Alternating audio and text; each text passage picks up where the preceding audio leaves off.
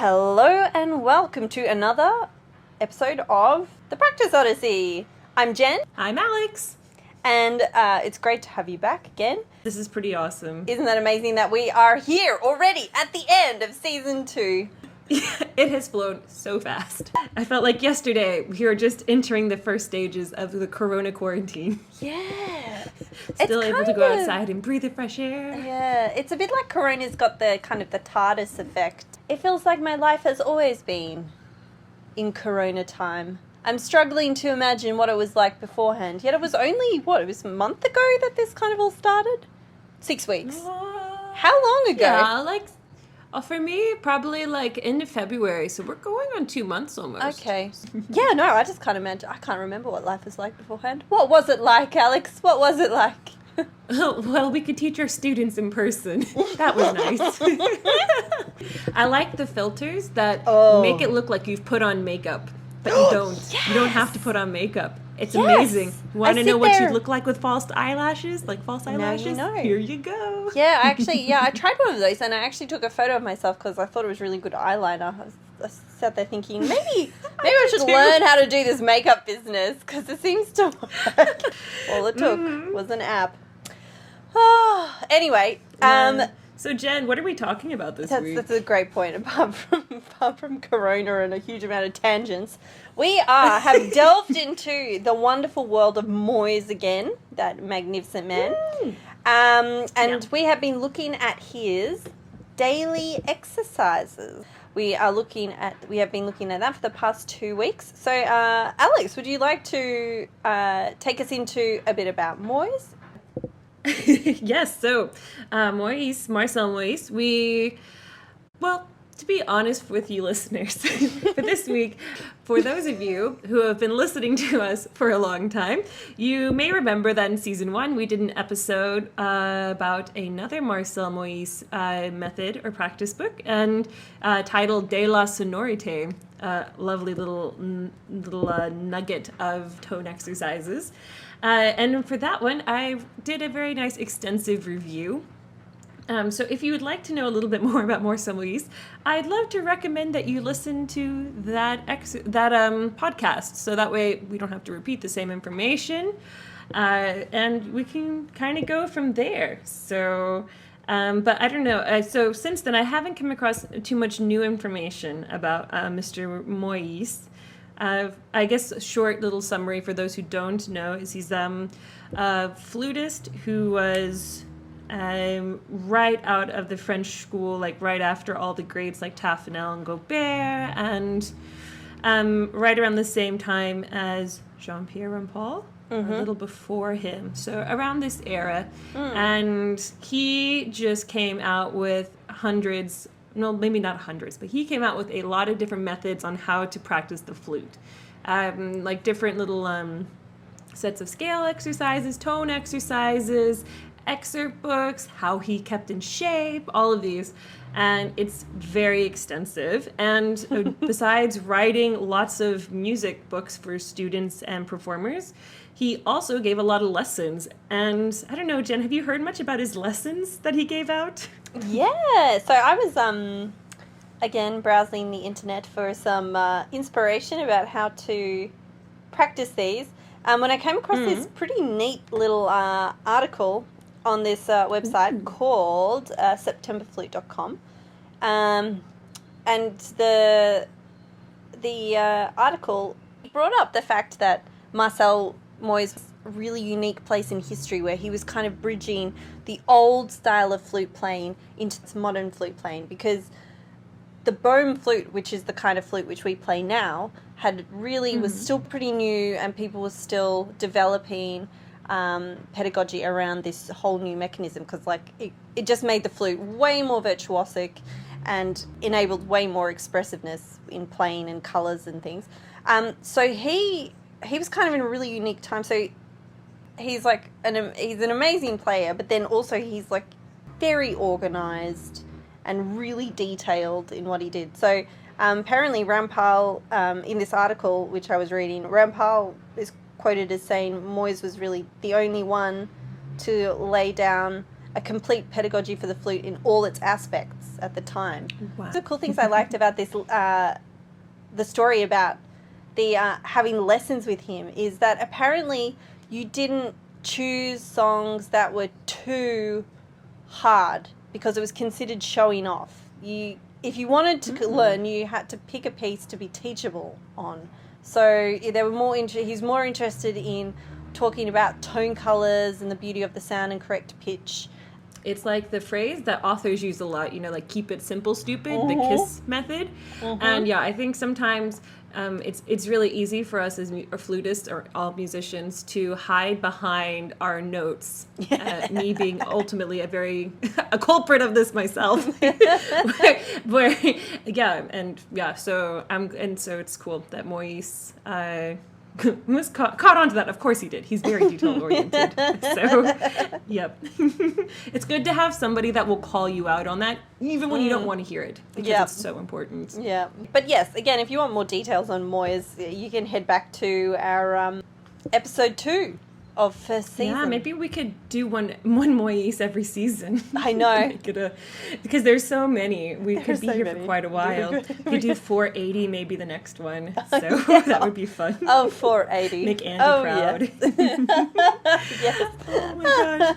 And listeners, I'll link the article that Jen talked about in our show notes so you can go ahead and read it. From a cursory look, it looks amazing, and it's also very detailed, and it just goes on and on about different etudes. I'm very excited. This might be my Corona wine and evening read. So it looks like that sounds quite lovely. That's a little bit about Marcel Moyse. We hope we have whetted your appetite to learn more about the gentleman. So a quick breakdown of this exercise book that I practiced the last 2 weeks. So it's created for the use of intermediate or advanced flutists, and it gives a little timetable organized over a 26-day period. So then it should help, the goal of this one is to help players feel more comfortable when using the low and high registers. It involves exercises on chromatics, whole tones, augmented fifths with arpeggios, diminished seventh arpeggios, major minor scales, triads, and thirds, fourths, fifths, sevenths, everything you can imagine, it's in there. Well, almost everything. Almost everything. So it was originally published by Alphonse Leduc. It was published in 1922. So great.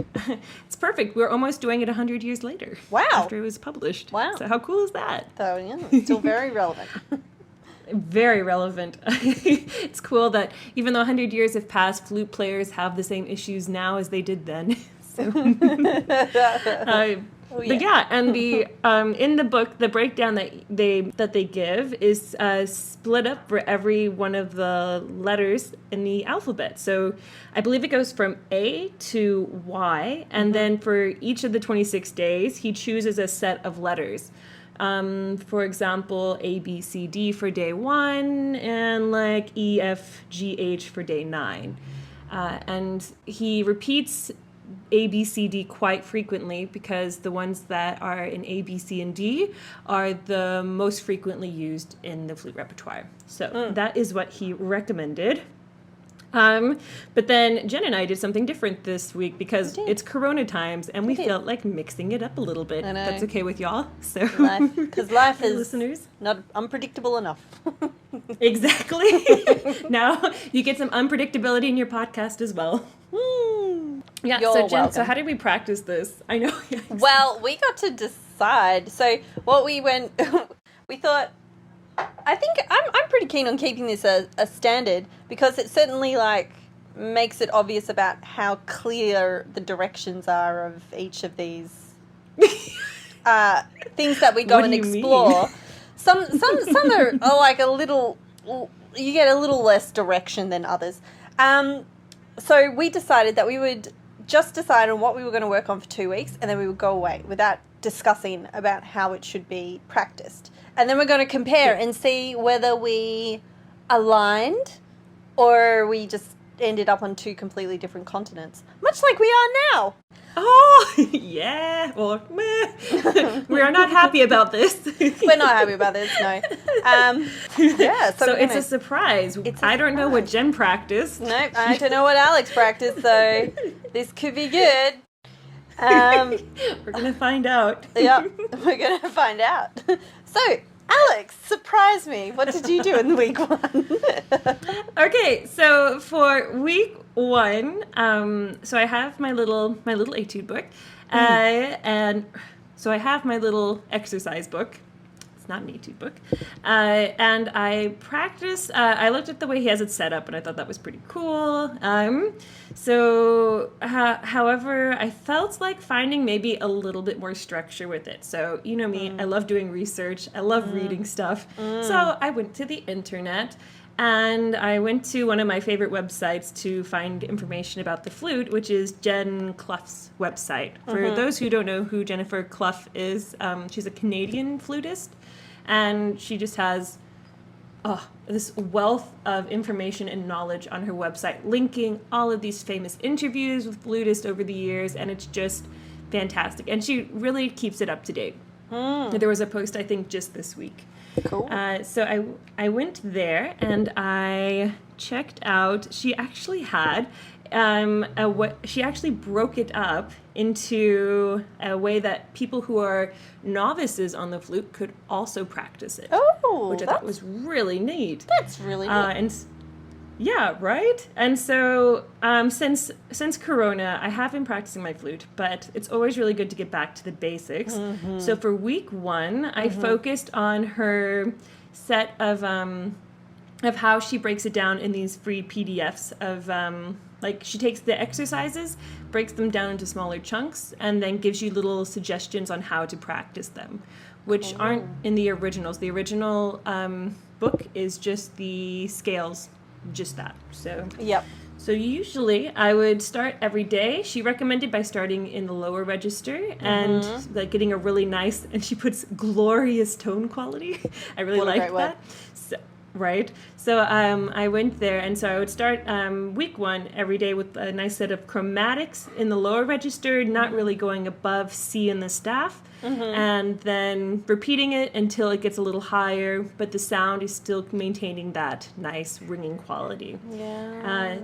Then I would follow it with some whole tone scales, and then by the end of and then the rhythm patterns, she changes it up between triplets and also sixteenths. So depending on what she's written, and she always gives a nice little like augmented fifths, and then she explains how to do that in case people don't understand it, which is really great, especially for somebody who's quite new to the flute. I really like that she does that also for the major scales. She plays around with like putting the fermata in different places as well, so I did that too. And she even puts in little questions around, like around the E-flat major scale. It says, ask yourself, is my tone beautiful descending as well? Which is something that I think everybody needs to just kind of keep in mind sometimes, because it's so easy after you get to a high note, you're like, oh yeah, I made it. And then I'm on it just the way down. Exactly. And it just falls.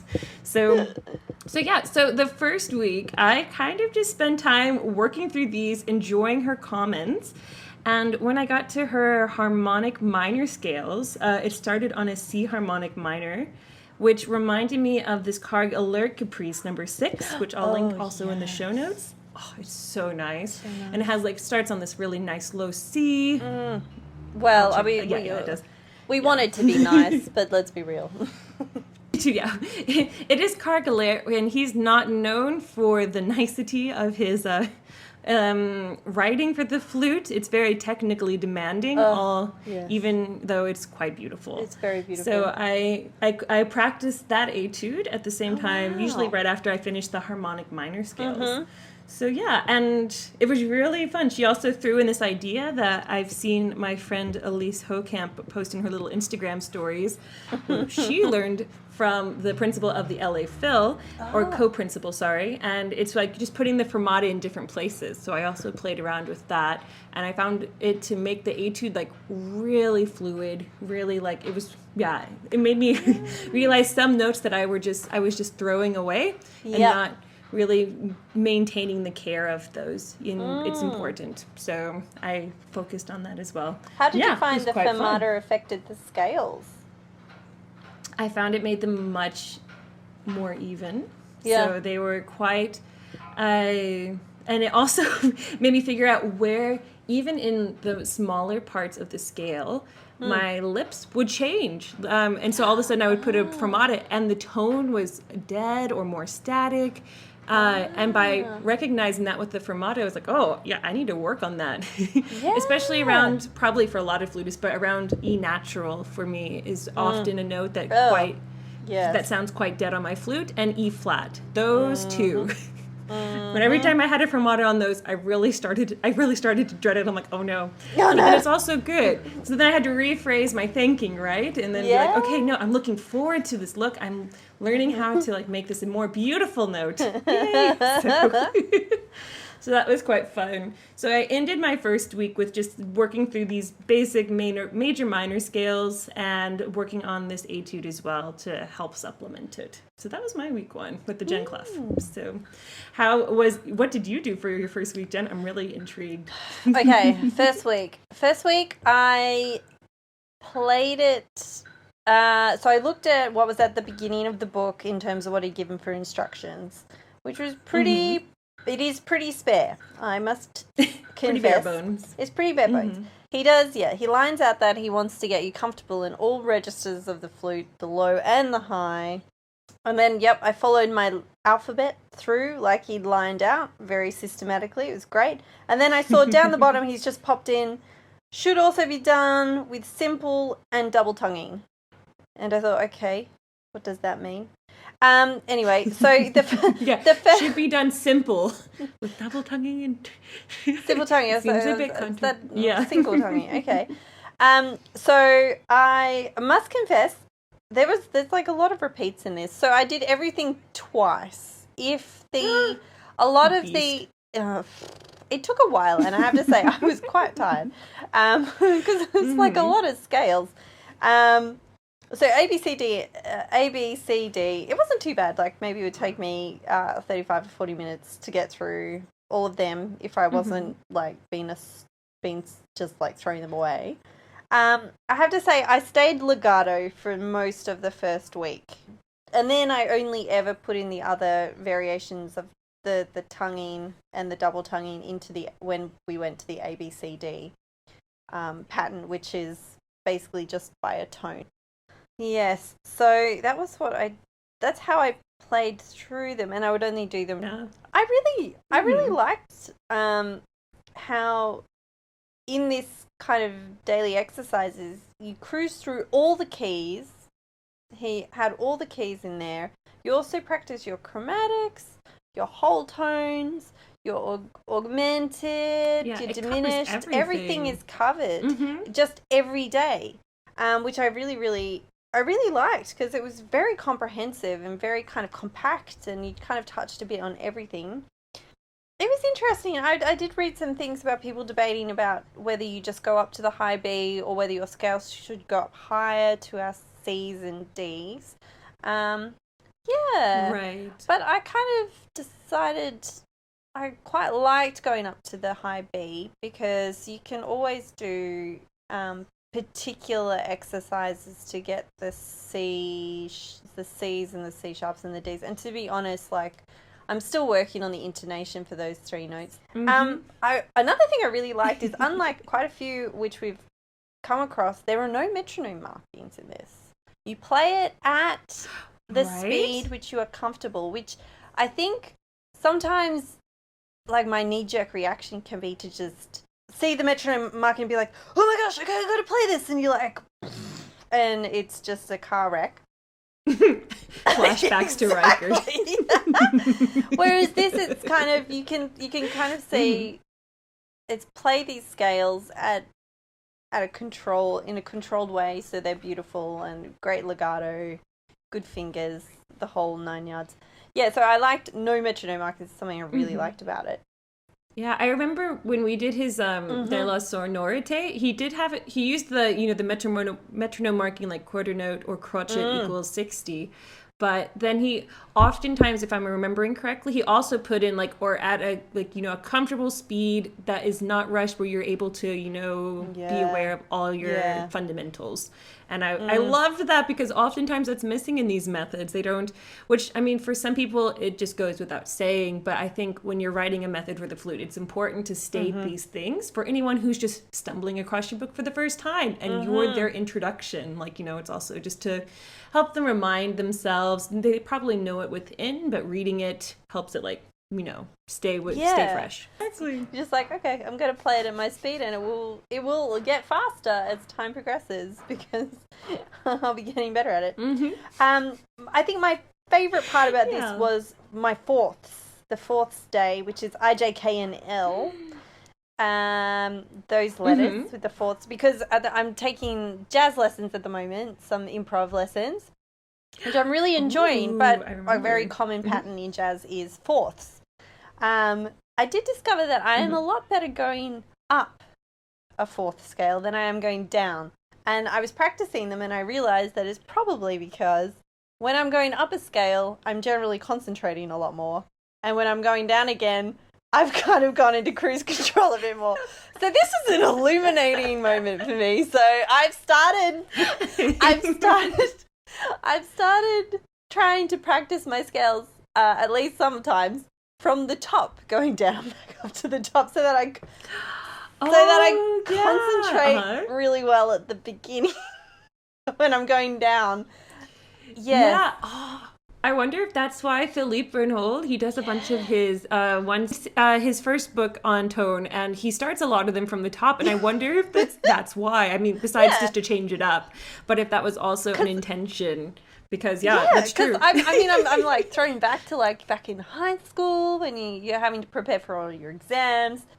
You're focusing really hard on the way up the scale, and you're oh my gosh, what is an E major? And it's super hard the whole way up, and then you're I got to the top, and then you kind of fly down because you've got it in your head finally.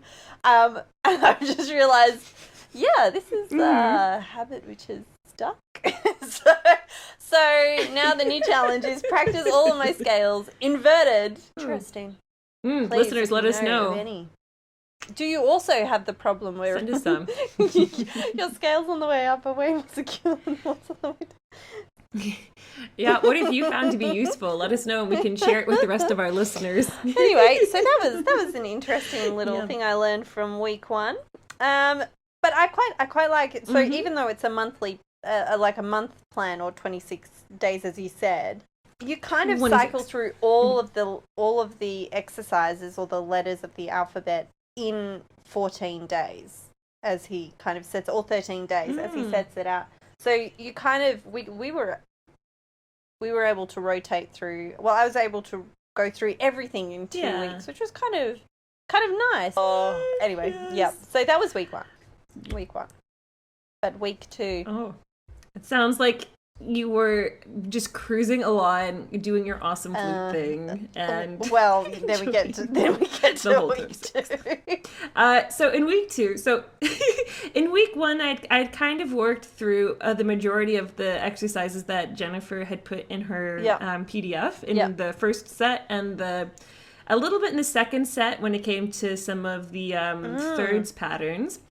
So in week 2, I continued doing these, and she adds in some nice changing of rhythms in them as well, especially near the end of the second week with some chromatic major thirds, which I thought was really cool. And then she would add in a few little jumps where you had to do a jump up and down, and I think he does them as well in the actual exercises too, where it's not necessarily just a scale. He'll be chromatic scale, third, chromatic scale, third. And and you're just like, first you see it and you're like, oh yeah, this is fine, I got this. And then No. you come across these and your brain is like, yeah, you thought you, guess what? You were on autopilot. So, and it's like, oh no. So that was really good. So I enjoyed breaking that down.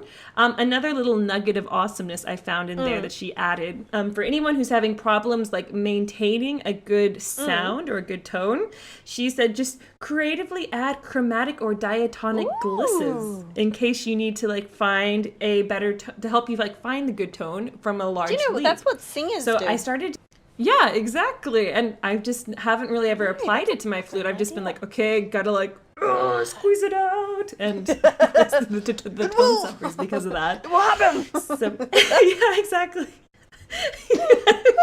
Exactly. So I did a bunch of that week. In week 2, just whenever I would get to some with like the jumps, like especially as we get to that 6 territory. So for a few of those, the initial first few times I would play through it, I would add in maybe a couple of glisses up to the note until I felt like the tone quality was really matching on both notes, and then worked through more of the jumps. Then week 1 I kind of stayed close to the scales and thirds, and then in week 2 I just went for it with all the different areas. D flat major in thirds being one of my favorites. For some reason my fingers were just not having it. I kept doing the fermatas. And there was one of hers where she puts a lot of fermatas on just the high notes, and she says, look for like basically like continue playing until you can reach like a nice ringing resonant sound. And I felt very bad for my neighbors. I didn't actually practice it as much as I should because I always have this impending fear of the neighbors not being... They're very sweet, and I really appreciate the ability to practice in this apartment, but don't want to annoy them. So I did that a bit, and that was also really good. I did notice that I was able to slip more into a nice ringing sound in the upper register without thinking about it as much. Like, still like what did they say in the shut up and play your guitar thing, that like the second stage, it's more internalized. I was in that bit. It's more internalized, so still not automatic, but more I internalized it more, so that was really good. And then to end the week, I actually did a little bit of improvising, which she suggested doing at the end of the first week. I think, was it the first week? Yeah, improvise using scales. So I started with like what she suggested was like a C harmonic minor. So where you just kind of like do a scale, go down, and then just kind of play around with the ending, like change it up. So that was really fun. So I kind of did some of that. And yeah, I just kind of had fun with it overall. So it was a nice way to end week 2 with a little bit of improvisation. So that sounds very, very nice. So Jen, how was your week 2? From your tone, I'm guessing maybe not as nice. I think I should have gone the improvisation route. A little different. So I kept following the daily exercises, and starts off okay. He takes us back into the thirds.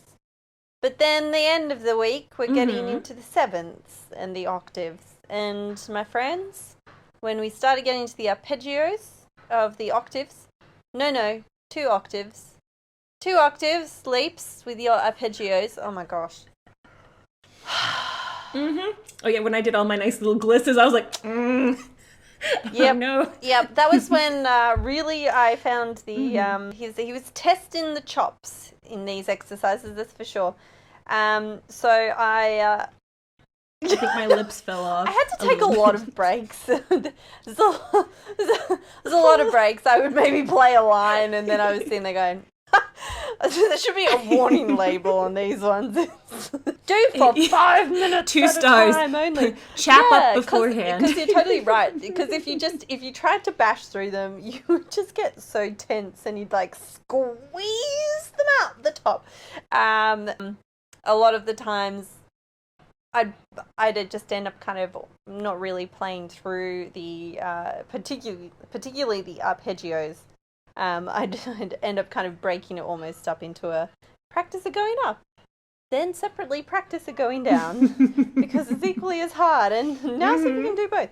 Anyway, so it's certainly the time frame expanded significantly when practicing the sevenths and the octaves. I did like doing all of my scales, major and minor scales, in octaves. That was actually really nice, and it pops up a lot in our repertoire.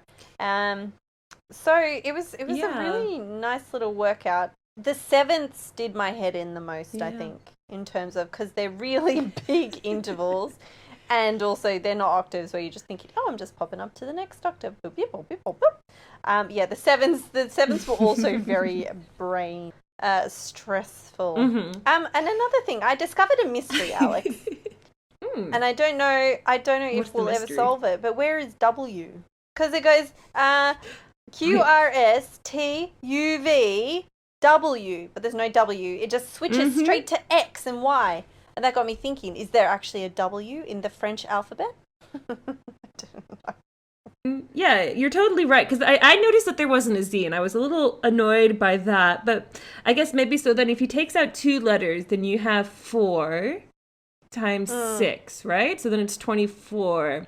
So then it matches with his, like, practice 6 days, rest 1 day thing that he kind of harkens on in De La Sonorite.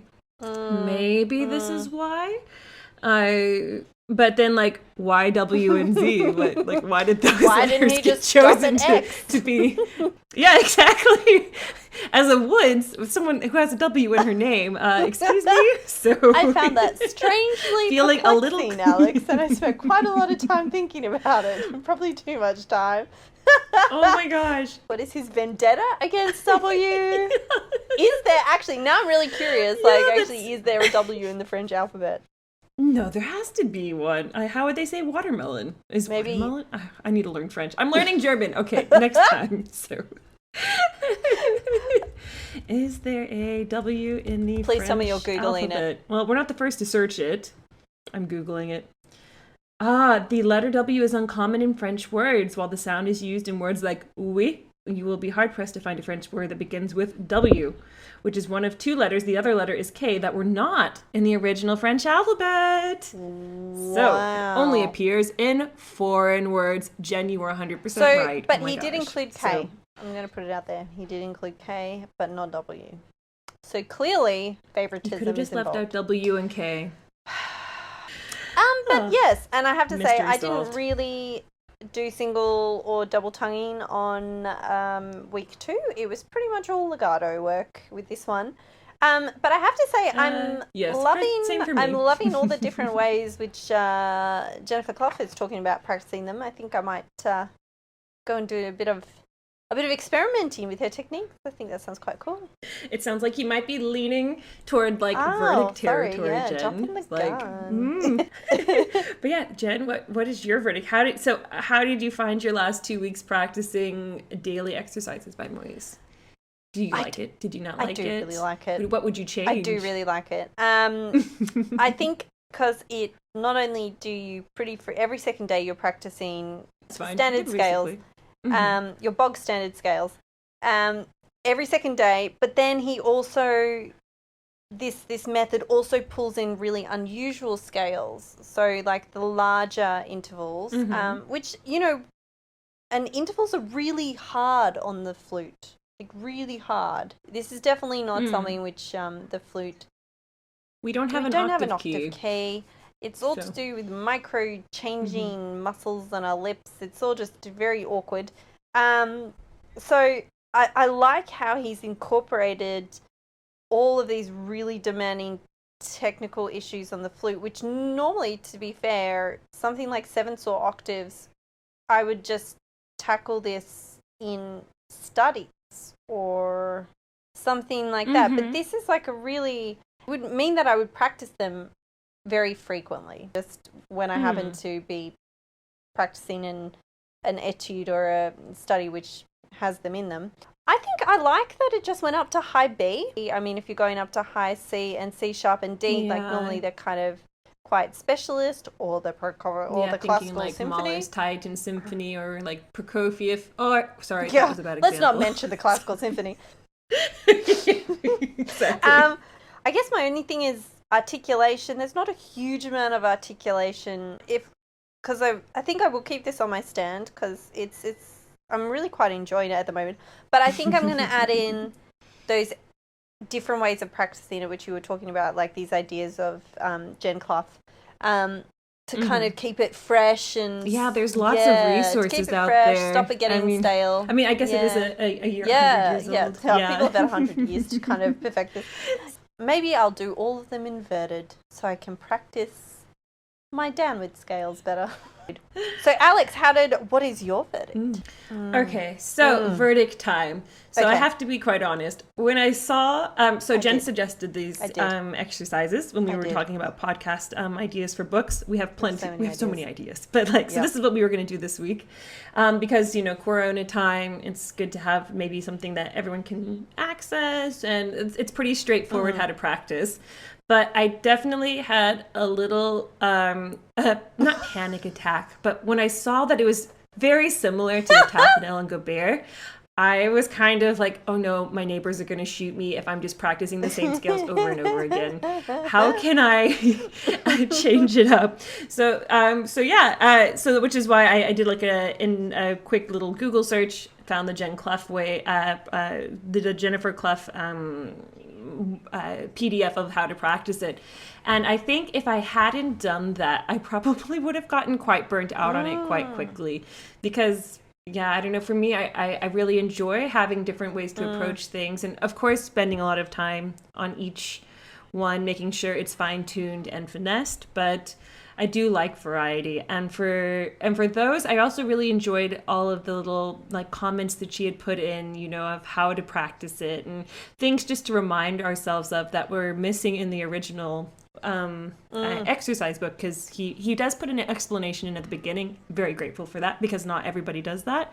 But so for me, I think that these will definitely stay on the stand, because to be quite honest, I did not get to X. I did a lot of A, B, C, and D, and then I did some of the other ones as well. But I spent the majority of my time on the first 4, and so I think that I will continue working on these in all the different ways and keep working on them. So I think it will also stay on my stand. So, and because they were just really handy. However, it'll stay on my stand, but I'm not going to follow just doing how he's written it. I'm going, I like adding a bit of different, and it's probably, he keeps it so, here's the structure, here are the bones. Maybe he wrote them with the idea that people could add a bit of fantasy, as they call it in German, add a bit of creativity and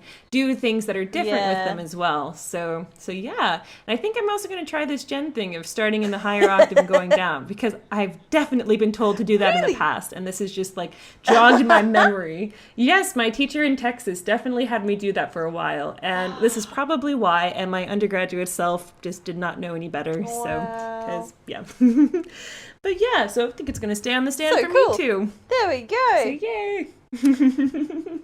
So there we go. That is the the penultimate episode of season 2.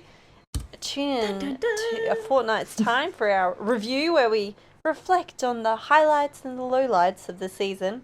It's been a bit of an eventful season, hasn't it? So much has happened over the time. Oh, yes. But as always, it has been fantastic that you have taken the time to come and join us as we continue to explore the wonderful and weird world of, a very niche world of flute technical books. We appreciate all of you listeners. A Practice Odyssey is much more fun with listeners or friends. But anyway, we would love to hear what you have to think, whether you're a flute player or non-flute player. Please write to us at thepracticeodyssey@gmail.com. Of course, music in this episode is from the magnificent Alessandra Woods, and our fantastic show art is from Ivan Potter. The notes from the podcast will be in the show notes below, so you can have a look at all the things which we mentioned, or some of the things, hopefully most of the things that we mentioned. Again, if we've missed anything, please email us and we'll put them in. And that's it. Stay safe. All right. Have a great time. Bye. See y'all later. Stay safe. Bye. Bye.